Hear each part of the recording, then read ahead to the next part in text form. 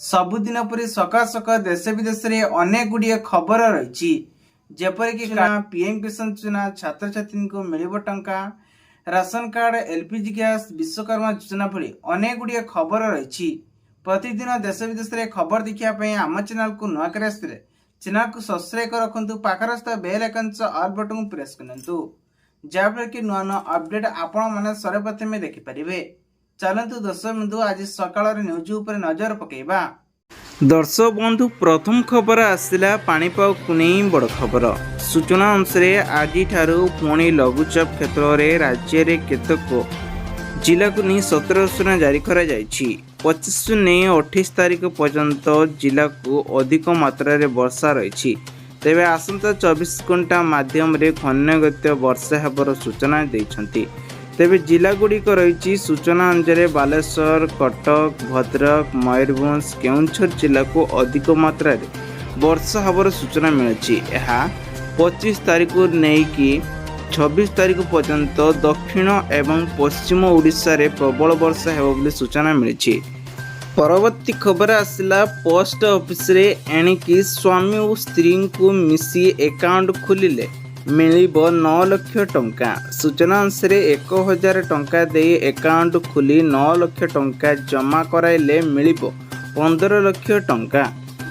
परवर्ती खबर आसला राज्य सरकार बड़ निष्पत्ति स्कूल कॉलेज बंद को नहीं घोषणा करछंती। सूचना अनुसार 13 दिन लगातार बंद रहिबो। चैत वर्ष दशहरा आसंता अक्टोबर 2 रे पालन कराजिबो। अधिकांश शिक्षानुष्ठान अति कम 9 दिन छुट्टी पाई स्थिर करा जायछि। तेबे एही भली निष्पत्ति नैछंती कॉलेज स्कूल एवं ऑफिस मध्य बंद रहिबो। पाखापाखि 13 दिन जाए बंद रहिबार सूचना मिलछि। परवर्ती खबर आसला पक्का घर को नहीं आसला बड़ खबर। अंत्योदय गृह सुआरे बढ़ेला एवं प्रेरणा राशि प्रदान कराला अवध 6 मासर घर सरिले 20,000 टंका बोनस पाइए बोली सूचना मिली। तेबे से 10,000 टंका निवेशन होतिबा पूर्वरु एबे 20,000 टंका पंचायत विभाग पक्षर विभक्ति प्रकाश पाई। परवर्ती खबर आसला सोशल मीडिया रे निया लगाउची एही वीडियो। किन्नर ना परी ट्रेन ले एबे टंका मागुथिबा किन्नरंको सौंदर्य सांग को हंस देखी सोशल मीडिया रे एबे भाइराल होउची एही फोटोटी। परवर्ती खबर आसला शिशुंको पाई आसला आधार कार्ड को नहीं नुआ सुविधा घरे बसी पाई परिबे। एणिकी बाल्य आधार रो नुआ अपडेट नहीं कि आसिले सरकार। तेबे जहाँ नील रंगरे अपलंस रहिबो एही कार्ड निर्माण पाई आविर्भावक छोट शिशु मानक आधार केंद्र को नहीं कष्ट करबा पाई आउ पड़िबो नहीं। परवर्ती खबर आसला चाषी भाई मानक पाई बड़ खबर। सूचना अनुसार चाषी पंजीकरण पाई आसुची शेष तारीख 25 तारीख पर्यंत यहाको नहीं घोषणा करिसंती सरकार मंत्री कृष्ण चंद्र पात्र। चाषी पंजीकरण पाई आज होची शेष तारीख 25 तारीख पर्यंत बढ़ाई दिया जायतिला। वर्तमान सुधा 17 लाख रु एबे 20 लाख चाषी पंजीकरण करिसंती बोली मंत्री कहचंती। परवर्ती खबर आसला राज्य रे रहिबेनी भूमिहीन। राज्य सरकार कले बड़ घोषणा। घर घर बुली भूमिहीन को खोजी पट्टा जुगाई देबे बोली तहसीलदार सूचना देछंती। नवरंगपुर जिले में एबे मंच उपरे एही प्रेरणा दे घोषणा करिसंती राजस्व मंत्री। परवर्ती खबर आसला पीएम किसान सम्मान सुआरे चाषी पाई बड़ खबर। सूचना अनुसार पीएम किसान सुआरे केभे मिलिबो टंका।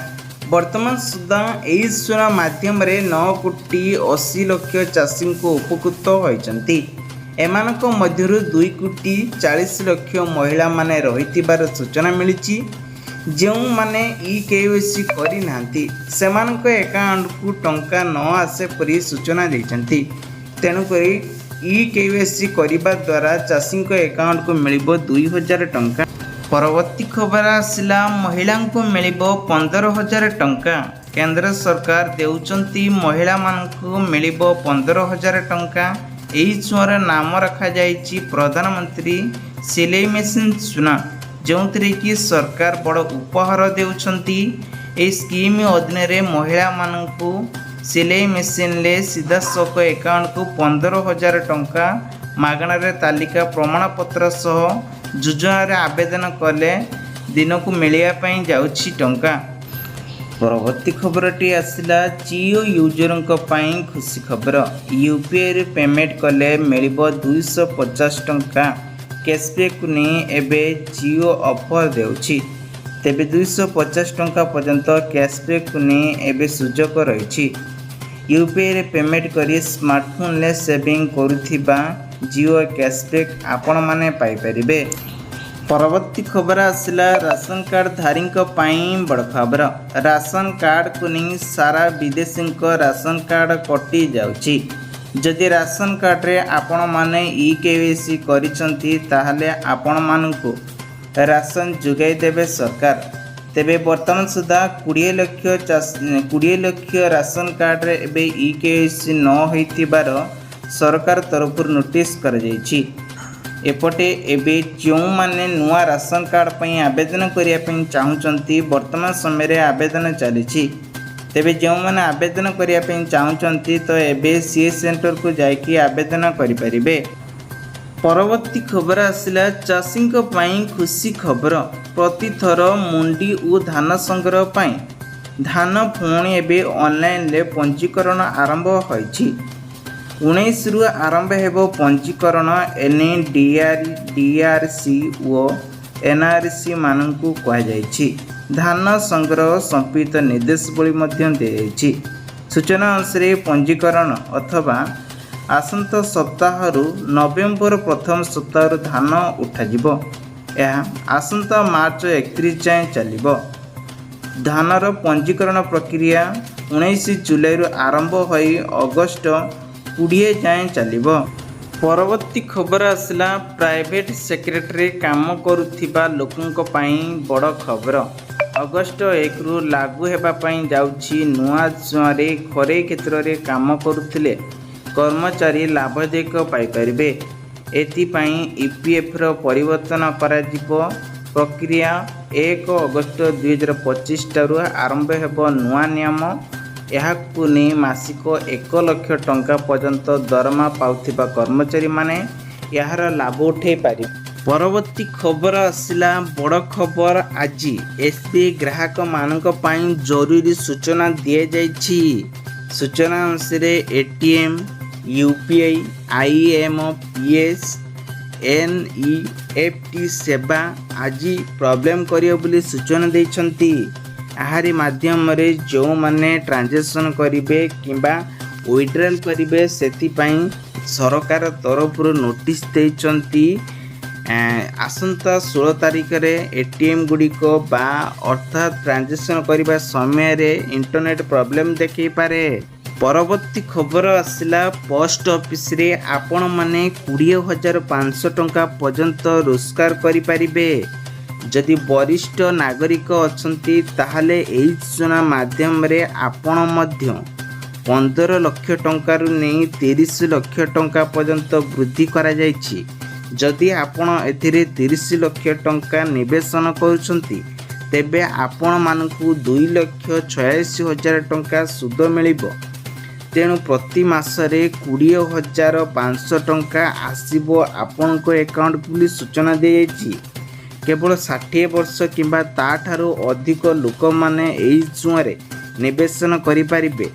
तेणुकरी बयस सीमा 55 रु नै 60 वर्ष बयस रे माध्यम रे सेतुस्थ अवसर रे नैथिबा एही अकाउंट खुली आपण माने आवेदन करि परिबे। परवर्ती खबर आसिला खुचुरा दुकानी मानक पई खुशी खबर। मेसिन ले एणिके लगाई आपण माने सार और बिहन विक्रेता सचेता आनिबा का दरकार बोली पदित आपणैथिबा कहा जायछि। यहा द्वारा बारकोड बा माध्यम रे सीधा सक चाषी को खुचुरा बयरद्धि और व्यवसाय समुदाय समेत बिहन और सार किनि पारिबे। परवर्ती खबर आसला विश्वकर्मा सूचना को नहीं बड़ खबर। विश्वकर्मा चुआरे उपकृत हेबे कौशल भुक्ति एवं करिथिबा लोक माने। एही हितकारी माने 1 लाख जाए ऋण मिलिबा सह ଯୋଜନାର ଅନେକ ଲାଭ ମଧ୍ୟ ରହିଛି। ସୁନାରୀ, ବୁଣାକାର, ରାଜମିସ୍ତ୍ରୀ, ବାରିକ ଏବଂ ଗରିବ ଜାତିର କାରିଗରିକମାନେ ଏଥିରେ ସଂଯୋଗ ହୋଇପାରିବେ। ଏହି ଚୁଆଁରେ ଆର୍ଥିକ ଭାବେ ଶକ୍ତିକରଣ କରିବ। ଏହାକୁ ବିଶ୍ୱକର୍ମା ଚୁଆଁରେ ଜୟନ୍ତଠାରୁ କାର୍ଯ୍ୟକାରୀ କରାଯିବ ବୋଲି ସ୍ୱାଧୀନତା ଦିବସରେ ମୋଦି ସରକାର ଘୋଷଣା କରିଛନ୍ତି।